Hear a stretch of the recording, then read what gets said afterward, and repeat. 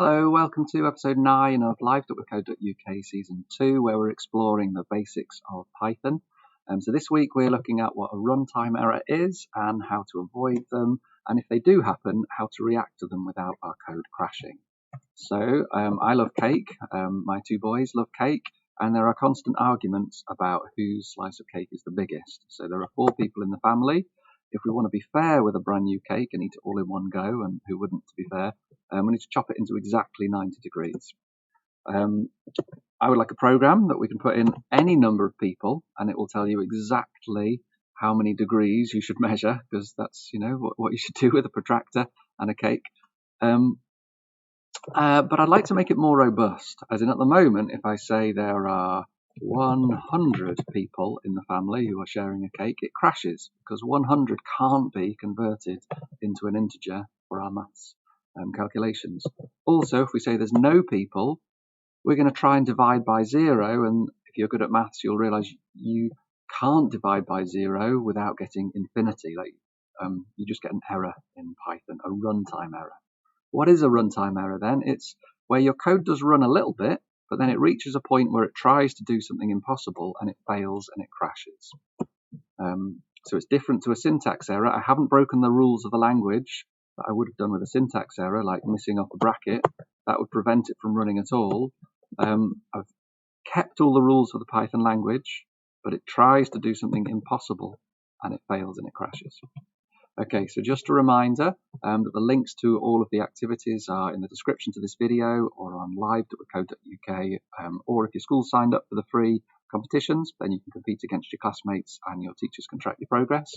And this week we're working through the runtime errors resource, where you can get some bonus points for compete.withcode.uk by working through the try it, debug it, and extend it activities linked to the code in today's video. So this is a live coding video. The idea is that we'll start almost from the beginning to build up a program that is going to be able to respond to those runtime errors. So I won't start all the way from the beginning because I hope this is fairly obvious. It's just displaying a little welcome message, a blank line, and the instructions for the user. I'll start from asking a question. So how many people would like to share a cake?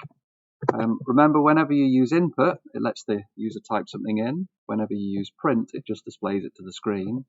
But I always think it's rude to ask a question unless you listen to the answer. And input asks a question.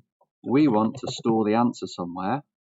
And if we want to do maths with that answer, we need to convert it to a numerical data type. We're going to go for an integer because you can't have half of a person, and an integer is a whole number.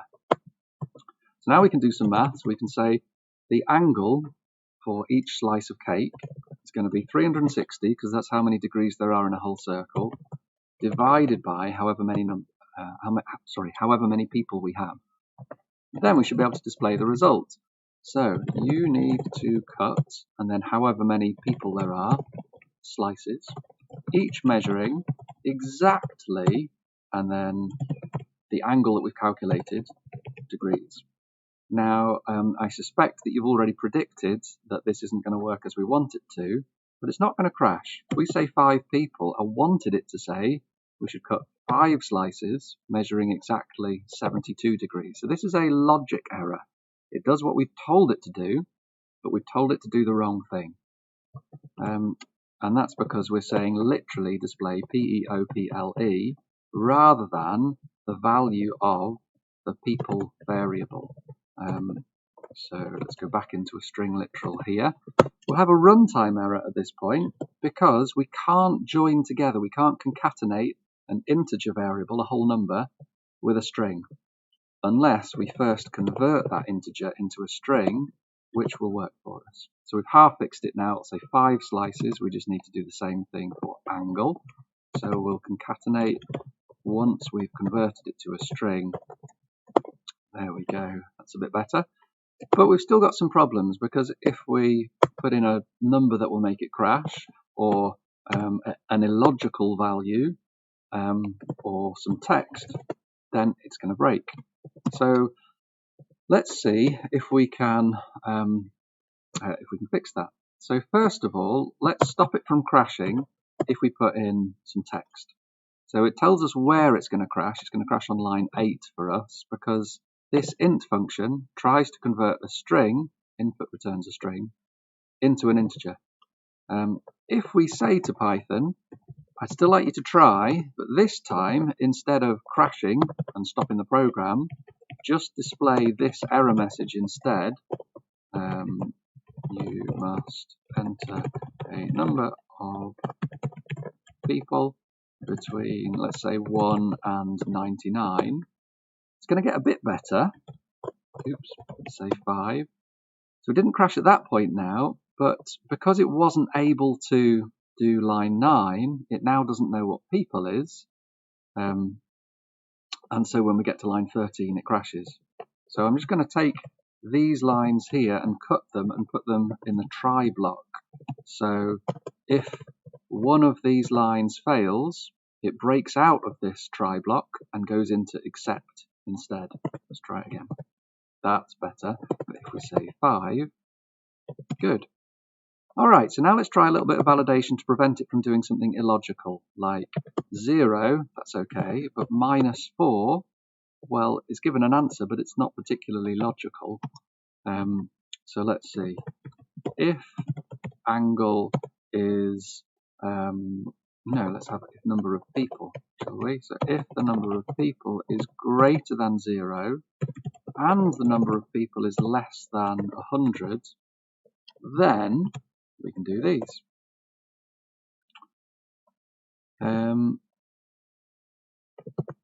So let's see. If we put in something that might otherwise break it, we get an error message. If we put in 0, at the moment, nothing happens. Or -5, we don't get that error message. So if you want to deliberately break out of that try thing and cause the error message to happen, you can do that in Python. You can say else throw an exception, and you can put an error message in there if you like, that says invalid number. See if that works.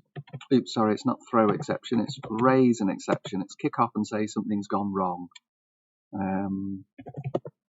So there we go, 0 and -5. So we've made our code much more reliable and resilient, and it's not going to crash when we don't want it to. Okay, so there are some challenges to work through. I'll put on here some things to experiment with, and then remember that you can find links to activities in the description of this video or on live.wecode.uk or compete.wecode.uk. Fab, I shall see you next week. All the very best. Bye-bye.